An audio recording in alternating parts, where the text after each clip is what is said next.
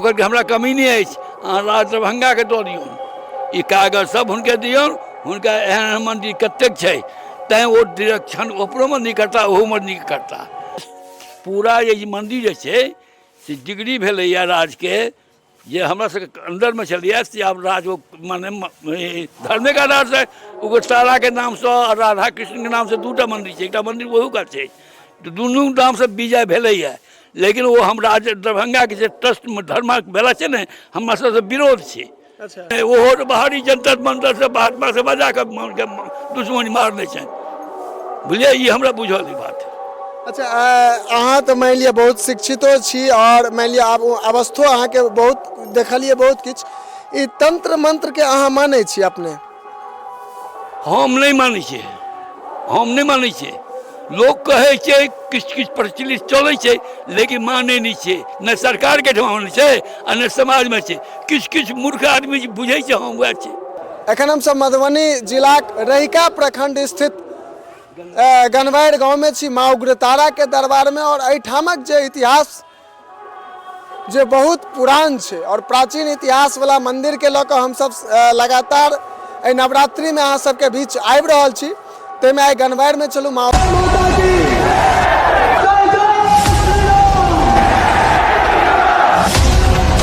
जय मिथिला। एखन अहाँ सब देख रहल छी जागू मैथिल, कैमरामैन दिलीप के संग हम शिवम कुमार चौधरी। दरअसल एखन हम सब आबि गेल छी गनवारि गाँव माँ उग्रतारा के दरबार में, और एहिठामका की केना इतिहास छै से अहाँ के देखाबे के प्रयास करब। ताहिसँ पहिने चलै छी भगवती के अपने सबगोटा के दर्शन करबै छी, और तकरा बाद जे छै से एहिठामका पुजारी जी संग हम सब एहिठामक जे इतिहास छै से जानब। हम सहयोगी कहबनि कनेक आगू आबै के लेल। सामने जे छै से ई भऽ गेलै मंदिर, और ऊपर में जे छै से लिखल छै श्री श्री 108 उग्रतारा देव्य नमः गंधवारी। और ई एकदम सुंदरतम जे छै से स्थान हमरा सबके देखऽ के लेल भऽ रहल यऽ। देखै छियै कतेक दिव्य रूप से, कतेक दिव्य सुंदर साफ सुथरा पंडित जी स्वयं सफाई कऽ रहल छथि।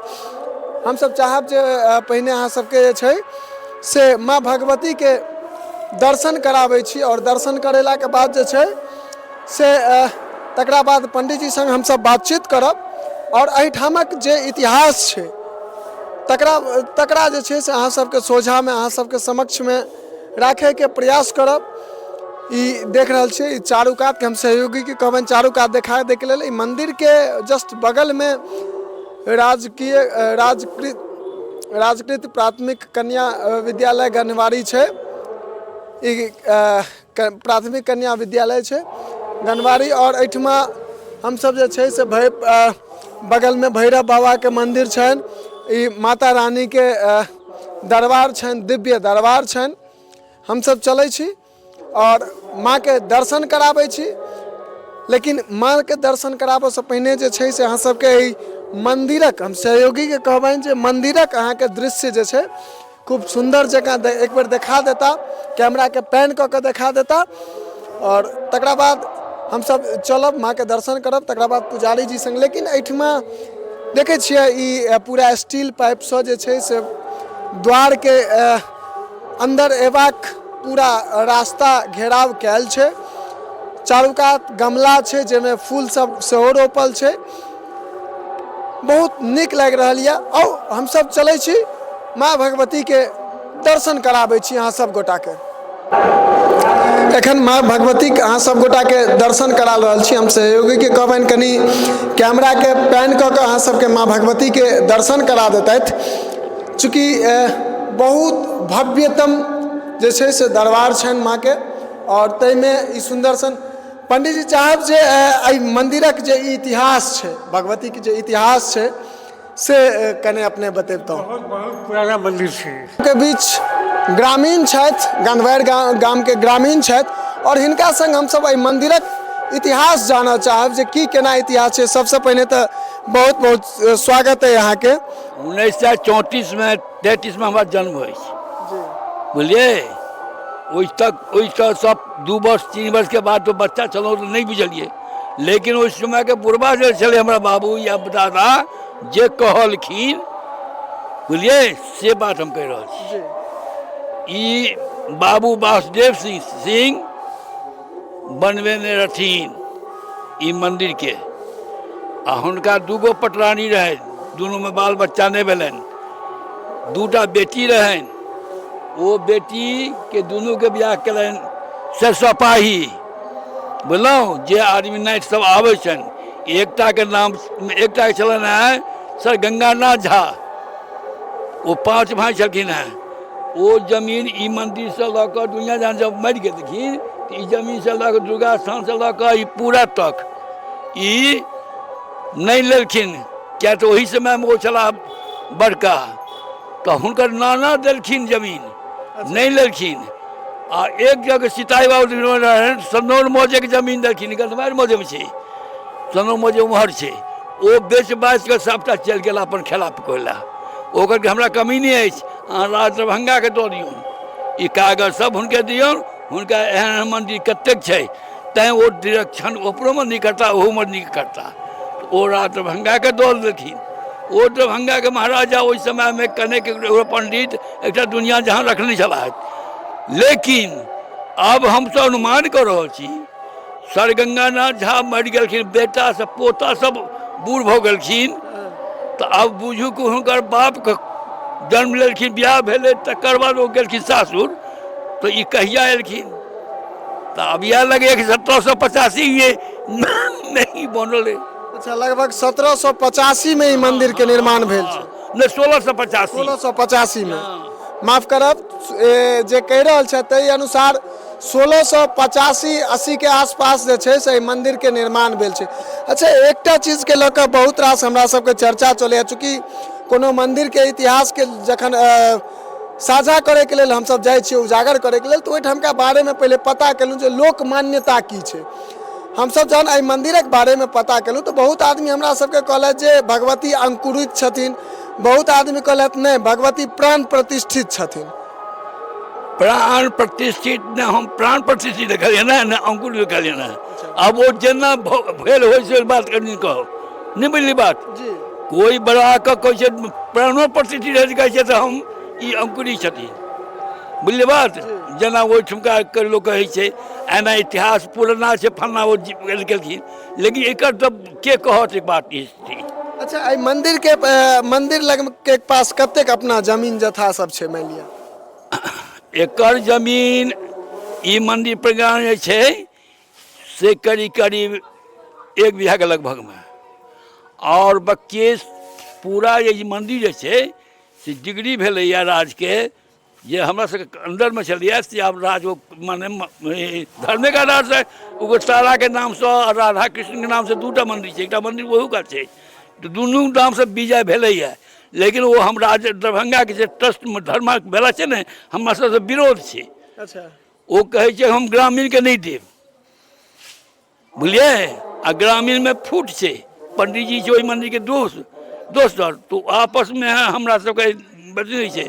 आइटम राज को पंडित रखे छै, 1.5 200 दै छै, तो अपन बंद कऽ कऽ आरती केलक चलि जाइ छै, ओहिसँ एहिठमा रहऽ नहि चाहै छै, एना झाड़ू नहीं लगबै छै, तो बहुत प्रकार के बात छै। तो हम सब 2 बेर 3 बेर गेलिए ओकरा से प्रेम करल है कि मंदिर अहीं के रहत हमर गाँव, लेकिन पूजा करत हमर गाँव, ताहि पंडित राखऽ पड़त।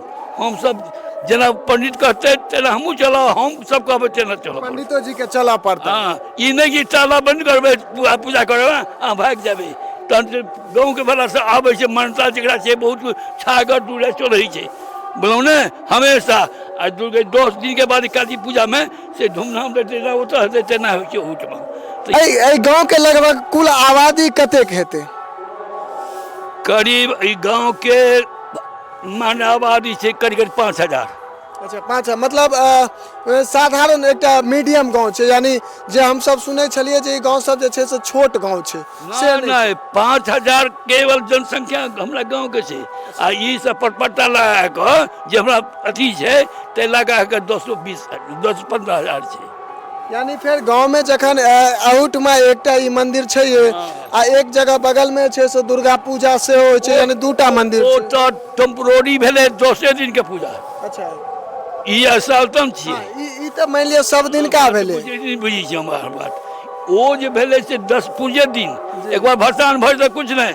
ओहिठमा एकटा महावीर मंदिर छै, नवका बनायल गेलै है, माने 25-30 वर्ष भेलै ओकरा ई ग्रामीण सब बनेलियै आ ई तो बनौती छै ई तो केओ बनेलकै नहि बनबऽ वाला जीवै छै नहि मिलल नहीं तो फिर तहन इहो विचार अहाँ सब तो रखने हेबै ना कनी चल टहलैत रहब ई विचार तो रखने हेबै ना जखन भगवती के एकटा मंदिर छै तो दुर्गा पूजा अहिठमा अगर कैल जेतै तो और बढ़िया होइतै जेना ई मंदिर छै भगवती के मंदिर छै तो अगर दुर्गा पूजा अहिठमा होइतै तहन तो और बढ़िया रहितै एहि दुआरे कि दुर्गा पूजा ओहिठमा जे शुरू भेलै माने 1947 आज़ादी के लगभग में ताहि समय में वो आदमी सब रहथिन ब्राह्मण सब कि कहलखिन नहीं राज्य के जमीन के लऽ कऽ ओहिठाम मांगि कऽ अलग स्थान बनाओ बीच गाँव में ई गाँव के बाद बगल छै एहिठमा तक लोग घर दुआर नहीं छलैया अब हम बैस गेलहुँ एहिठमा लेकिन बीच गाँव में छलहुँ यानी एहिठमा पहिले जे छै से खेत पतार गाछी सब रहे घर दुआर नहीं चले बुझलहुँ स्कूल तिस्कूल किछु नहीं चले नवका में बनले इहो चीज के लऽ कऽ हमसब चर्चा सुनने रहिए जखन बातचीत भेल रहा किछु ग्रामीणों सबसे बातचीत भेल रहा तो कहले जे पहिलुका समय में जे समय में एहिठमा मंदिर भगवती के स्थापना भेल रहन ओहि समय में खड़ के जंगल रहे एहिठमा नहीं एहिठमा नहीं ओहि मंदिर के जहन चलि गेलै तो फल रहे खाली बेल तेल आ लीची बुझलहुँ ने और बीच में बहुत गाछ रहे तो ओहिमे जाहिमे डौरी रहे राजा के से एहिठमा नहीं कोनो गाछ वृक्ष छै बुझलहुँ ने एहिठमा किछु नहीं बुझलहुँ ने ई शांत जगह छलै तहन राति के लोग पहले पूजा नहीं करऽ अबै छलै बुझलहुँ ने जेहन जगह नहीं छलै जंगल घास दुनिया जहाँ छलै अरे खेत पथार में जंगल भऽ गेलै तो बात पहिने की होइ छै तऽ से बात छै अच्छा एकटा चीज और हम सब सुनने छियै जे एहिठमा अहाँके तंत्र विद्या जकरा कहै छियै मानि लिअ जादू टोना अथी सब वाला तो तंत्र विद्या के सेहो एहिठमा जे छै से बहुत पहिलुका समय में बहुत एहिठमका चर्चा विख्यात रहे जे जेना किनको मानि लिअ साँप ताँप काटि लै छलनि या किनको भूत तूत लागि जाइ छलनि या तो एहिठमा जे छै से हुनकर उपचार होइ छलनि या नहीं से उपचार नहीं बात है लेकिन बात एहिमे छै राजा के जन्म नहीं भेलै तो तंत्र मंत्र के द्वारा सब परिवार मरले ई बात जरूर है ई राजा के जब मारल गेलै बाबू वासुदेव सिंह के से जकरा बहुत दोस्ती होइ छै ओकरो से दुश्मनो होइ छै तऽ जिम्मेदार हमरा घर गाँव में जे परिवार छथिन ओही में प्रेमो रहे दोस्तियो आ कोष्टियो भेलै हुनके से नांगर कटेलनि दुनिया जाने हाथी लड़ाई भेलै बहुत कुछ भेलै से हम जानै छियै बुझलहुँ ने तो वह जंतर मंतर से मरल छै ई सब सुनने छी लेकिन ओ नहीं ओहो तो बाहरी जंतर मंतर से महात्मा से बजा कर दुश्मनी मारने छनि बुझलिए ई हमरा बुझल ई बात अच्छा अहाँ तो मानि लिअ बहुत शिक्षितो छी और मानि लिअ आब अवस्थो अहाँके बहुत देखलिए बहुत किछु ई तंत्र मंत्र के अहाँ मानै छी अपने हम नहीं मानै छियै हम नहीं मानै छियै लोग कहै छै किछु किछु प्रचलित चलै छै लेकिन मानै नहीं छै न सरकार के ठमा मानै छै आ न समाज में छै किछु किछु मूर्ख आदमी बुझै छै हम वएह छै हमरे गाँव में घायल कह दे बिना बुझने भए के भए तक ऐसा कोई बात नहीं छै लेकिन छै नहीं छो भूत टूट के लोग कहै छै लागि जाइ छै तो हो पकड़ाई छै झूठे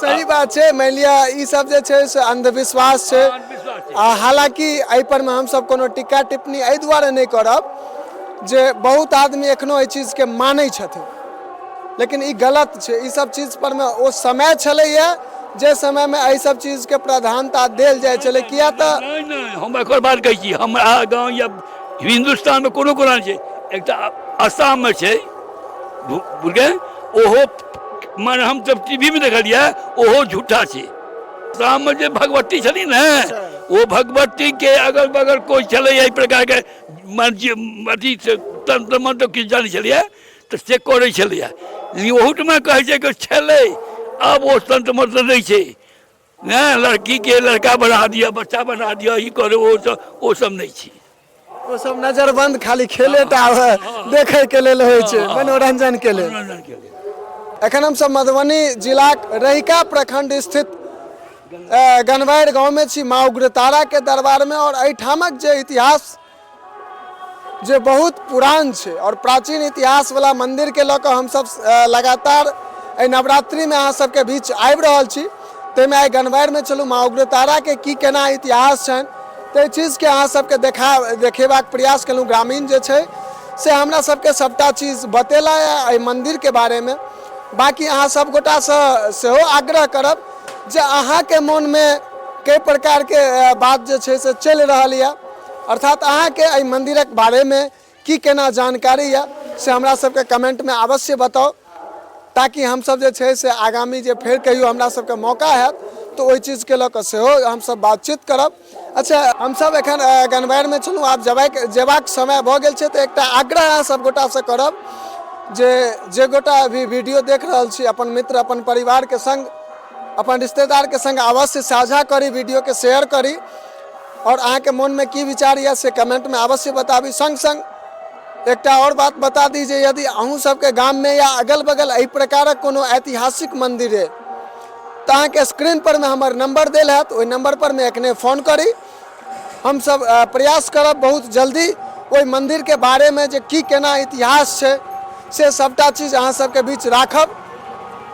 बाकी जे गोटा यूट्यूब के माध्यम से देख रहल छी से यूट्यूब चैनल के सब्सक्राइब कर लिया और जे गोटा फेसबुक पर देख रहल छी वो फेसबुक पेज के फॉलो कर लिया। अही के संग जय मिथिला, जय हिंद।